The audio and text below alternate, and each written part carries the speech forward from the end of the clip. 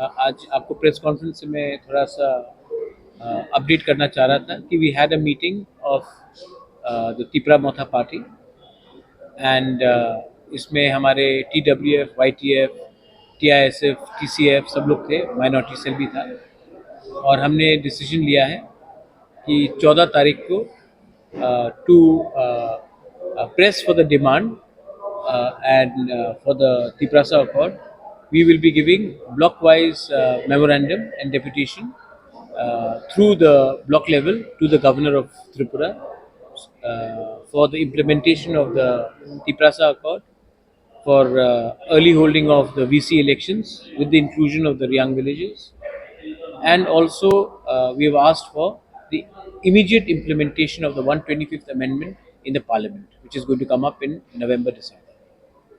तो इसके लिए आज हमने अपना मीटिंग रखा है और 14 तारीख को हम लोग पूरे त्रिपुरा में peacefully to press for our demands we are going to do a deputation across the state at the block level and at the DM, BDO, SDM level with a common memorandum to be given to the governor of Tripura. ये आपको update करने के लिए आज हमारा meeting इसके लिए था. You had met the chief minister also. Yes, we met.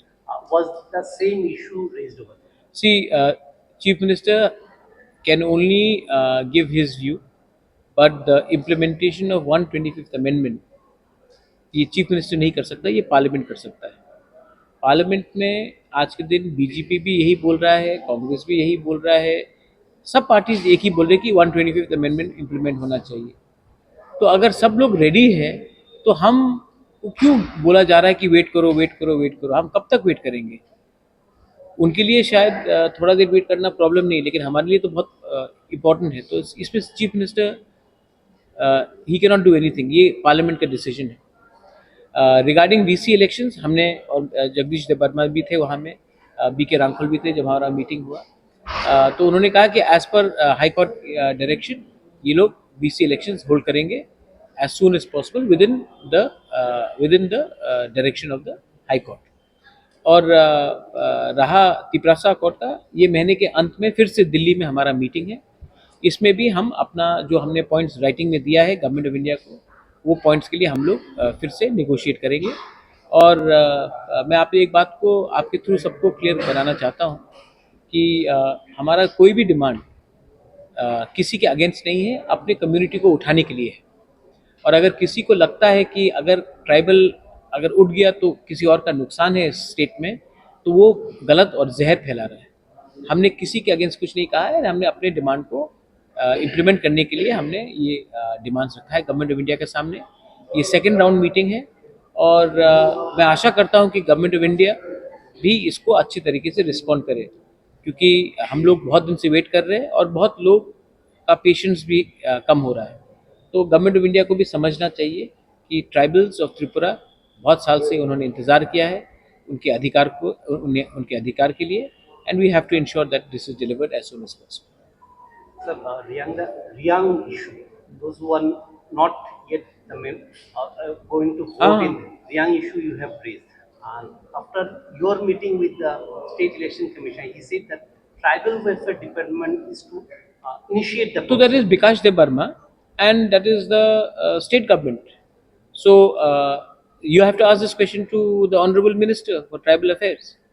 मैंने अपने तरफ से जो करना है मैंने किया है और मैंने कहा है कि रियांग्स को ये VC कमेटी से बाहर नहीं रखना चाहिए, क्योंकि जब ये VC में पैसा आएगा तो ये डायरेक्टली उनके पास आएगा. अगर हम आज उनको बाहर रखेंगे तो बाद में उन्हीं का नुकसान है. क्यों हम ये करें? इससे किसका फ़ायदा है? So Tribal Affairs Department has got all the data, has got all the thing. They should immediately move so that this is done. I think you should ask this question. मैंने पर्सनली भी बहुत बार phone किया है, बात किया है, लेकिन अगर आप भी उनसे 2-3 बार सवाल पूछेंगे तो अच्छा रहेगा. नागालैंड अकॉर्ड का टाइमलाइन है, TNV अकॉर्ड का टाइमलाइन था. हम लोग 3 घंटे का पिक्चर नहीं देख रहे सिनेमा हॉल. जब कॉन्स्टिट्यूएंट असेंबली का डिबेट हुआ, जब संविधान बना, उसमें टाइमलाइन था. कभी भी टाइमलाइन नहीं होता. जिस दिन आपने हार मान लिया उस दिन आपका अकॉर्ड खत्म. तो जब तक मैं अपना डिमांड में कायम रखूँगा तब तक आपका पॉइंट रहेगा. और टाइमलाइन आता है, जब सिचुएशन दिल्ली में बदलता है। मैं I know one thing very clearly, मैं यहाँ में ना बीजेपी का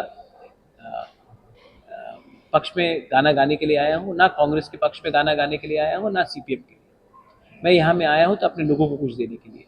और जिस दिन मैंने पॉलिटिक्स अपने लोगों के साथ खेलने शुरू कर दिए, उस दिन टाइमलाइन आ जाएगा।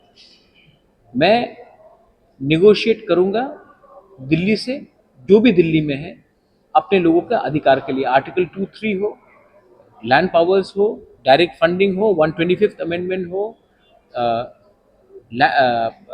लैंग्वेज राइट्स हो, सब चीज़ के लिए मैं अपना लोगों के लिए मैं फाइट करूँगा। और जिस दिन मैंने टाइमलाइन रख दिया, उस दिन आप समझ गए कि मैं पॉलिटिक्स में आ गया।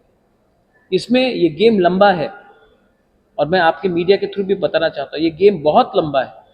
और जितना हम लोग एक रहेंगे, उतना हमारे पक्ष में कुछ चांसेस है कुछ मिलने का। डिलिमिटेशन होगा 2026 में। उस समय अगर टाइमलाइन के बारे में कोई बात कर रहा है, हमको अपना पोजीशन रखना है। आज 20 सीट है, 20 सीट से काम नहीं चलेगा। त्रिपुरा एक इंडिजिनस स्टेट था, अब 60 सीट में 25 सीट हमको दीजिए।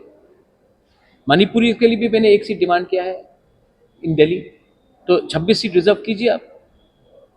क्या प्रॉब्लम है? होना चाहिए। अगर हमने टाइमलाइन दे दिया तो कल हमारा प्रॉब्लम हो जाएगा।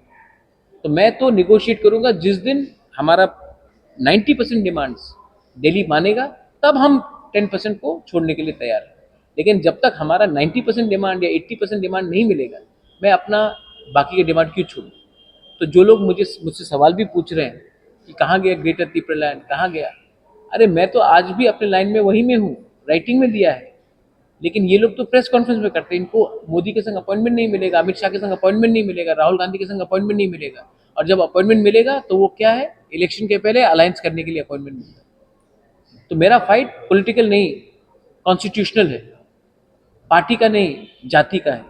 और इसको समझने के लिए आपको गहराई से समझ में आना चाहिए।